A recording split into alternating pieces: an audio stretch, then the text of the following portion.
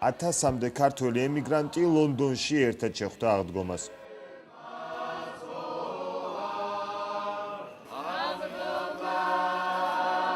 ქართველი მართლმადიდებელი მრევლი ინგლისში 15 წელიწადზე მეტი არსებობს, მაგრამ საკუთარი მონასტრის გარშემო ლიტონიობას მისი წინამძღვარი პირველად ატარებს. სამრევლოს წევრებმა შენობის გასაღები აღდგომამდე ერთი კვირით ადრე მიიღეს. ამ ეკლესიაში ადრე აგაპემონიტურის შემდეგ კი კათოლიკური მსახურობა მიმდინარეობდა, თუმცა ბოლო ერთი წელი შენობა დახურული იყო. აღდგომის დღესასწაულის შესახვედრად მრევლმა ეკლესიის შენობა როგორც გარედან, ისე შიგნიდან საკუთარი ძალებით შეაკეთა. ვის რაც შეეძლო, მაგალითად კომუნიკაციაში თუ მუშაობს, კომუნიკაცია გასაკეთებელი იმას აკეთებს, დურგალი თუა დურგლის სამუშაოს აკეთებს. ერთი ახალგაზრდა 2-3 ოჯახს არჩენს, წელებზე ფეხს იდგამენ, მაგრამ როგორც ხედავთ, აი ისეთი შეგრძნება თითქოს არავინ არ მუშაობდეს, ყველა აქ არის. ეს შენობა 1892 წელს ინგლისის ეკლესიიდან განდევნილმა მამაომ, ჰენრი ჯეიმს პრინცმა და მისმა მიმდევრებმა ააშენეს. პრინცი ქრისტიანობასთან მიახლოვებულ, მაგრამ განსხვავებულ რელიგიას სახელად აგაპემონიტობას ქადაგებდა. 500-მდე მიმდევრის შემოწირულობებით წინამძღვარმა ლონდონის ტერიტორიაზე მიწა შეისყიდა და ეს შენობა ააგო.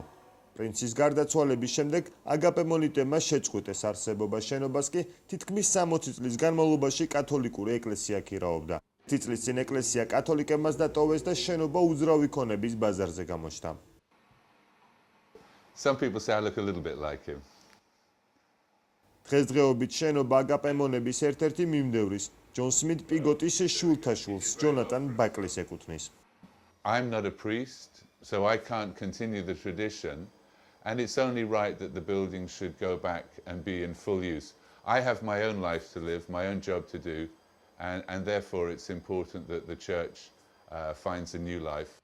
ქართულმა სამრევლომ ეკლესია ერთი წლით სიმბოლურ თანხად 5000 ფუნტად იქირავა.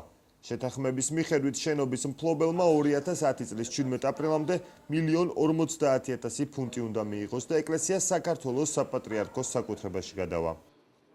ღვთისმადლით, სადაც აქამდე მოვედით, ჩვენ შევძლებთ, რომ ეს ადგილი, ეს ტაძარი დავიტოვოთ და ქართველებს ჰქონდეთ ის ადგილი, სადაც ერთმანეთს მოეფერებიან და დაუახლოვდებიან და უფალსაც ადიდებენ. არის ანგარიში, სადაც შეიძლება პირდაპირ ელექტრონულად გადმორიცხვა ფულის ან ბანკში მისვლა და ესე გადმორიცხვა. ვაპირებთ ღონისძიებების ჩატარებას, ეს იქნება ქართული გალობა, სიმღერა, ცეკვა. უფალო იესო ქრისტე ღმერთო ჩემო, რაითა არა საშიალა. ქართულად წირვა ლონდონში აქამდე მხოლოდ კვიპროსულ ეკლესიაში გამართულა.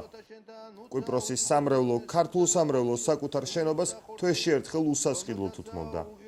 მორწმუნე ქართულ ემიგრანტებს შემდეგი აღდგომის ისევ საკუთარ ტაძარში შეხვედრა თუ სურთ, წლის განმავლობაში მილიონიანი თანადგომა უნდა გამოავლინონ.